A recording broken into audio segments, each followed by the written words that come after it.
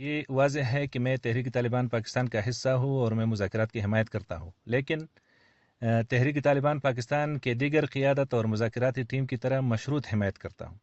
یہ الفاظ ہیں کالعدم شدت پسند تنظیم تحریک طالبان پاکستان کے کمانڈر عمر خالد خراسانی کے۔ عمر خراسانی نے بی بی سی سے بات کرتے ہوئے کہا ہے کہ وہ حکومت پاکستان کے ساتھ مذاکرات کی صرف مشروط حمایت کرتے ہیں۔ یہ واضح ہے کہ اگر ہمارے مطالبات مانے جاتے ہیں تو یہاں سے بھی آگے بات بڑھے گی، مذاکرات آگے بڑھیں گے، ورنہ بلا شرائط مذاکرات کی حمایت مجھ سمیت کوئی بھی نہیں کر سکتا۔ مذاکرات کے بارے میں جو متفقہ موقف مرکزی شورا اور مذاکراتی کمیٹی کا ہوگا، میرا بھی عین وہی موقف ہوگا، کیونکہ میں خود ٹی ٹی پی کے مرکزی شورا کا رکن ہوں اور تحریک طالبان پاکستان کا باقاعدہ حصہ ہوں۔ تحریک طالبان پاکستان اور حکومت پاکستان کے درمیان مذاکرات کی خبر کچھ دن پہلے آئی تھی۔ اس کے بعد مختلف حلقوں کی جانب سے یہ سوال اٹھایا گیا کہ حکومت پاکستان کیسے ٹی ٹی پی جیسے شدت پسند تنظیم کے ساتھ مذاکرات کر سکتی ہے جو پاکستان میں سیکیورٹی فورسز اور عوام دونوں کو نشانہ بناتی رہی ہے، اور ان حملوں میں ہزاروں افراد ہلاک اور زخمی ہو چکے ہیں۔ ان حملوں میں 2014 میں پشاور میں عوامی پبلک سکول پر حملہ بھی شامل ہے، جس میں بچوں سمیت 140 سے زائد لوگ جان سے ہاتھ دھو بیٹھے تھے۔ تحریک طالبان پاکستان اور حکومت پاکستان کے درمیان مذاکرات اور معاہدے کوئی نئی بات نہیں۔ کئی معاہدے ہوئے، فریقین نے ان معاہدوں کے ٹوٹنے کے ایک دوسرے پر الزامات دھرے۔ ان مذاکرات میں قابل ذکر مذاکرات حکومت پاکستان اور ٹی ٹی پی کے مابین 2013 میں ہونے والے مذاکرات تھے، لیکن یہ مذاکرات بغیر کسی نتیجے پر ختم ہو گئے۔ اس وقت ان مذاکرات کا ہونا جب افغانستان میں طالبان کی حکومت ہے، تو اس میں افغان طالبان کا کیا کردار ہے، اس پر عمر خراسانی کہتے ہیں۔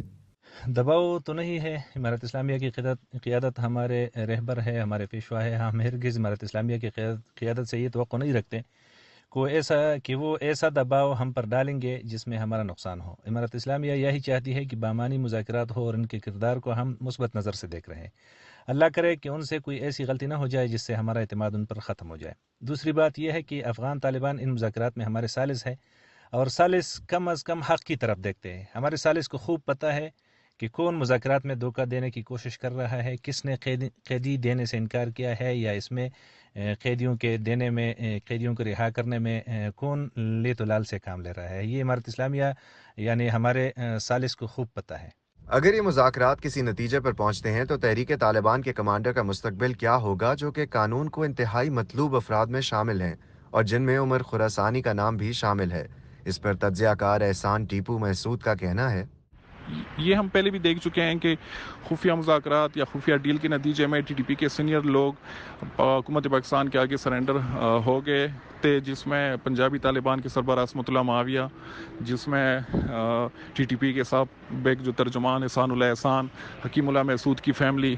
تو یہ عمل پاکستانی حکومت کے لیے یا پھر پاکستانی عوام کے لیے کوئی نئی بات نہیں ہوگی، یہ چیز پہلے بھی ہو چکی ہے۔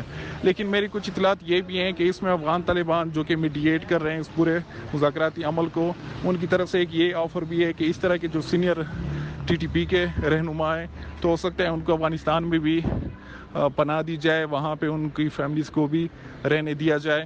تو یہ مذاکرات جو میچور ہوں گے تو یہ چیزیں بھی آگے بڑھ سکے گی۔ اب دیکھنا یہ ہے کہ اس بار ہونے والے مذاکرات کا کوئی نتیجہ نکل پائے گا یا ماضی کی طرح یہ بھی بغیر کسی بریک تھرو کے ختم ہو جائیں گے۔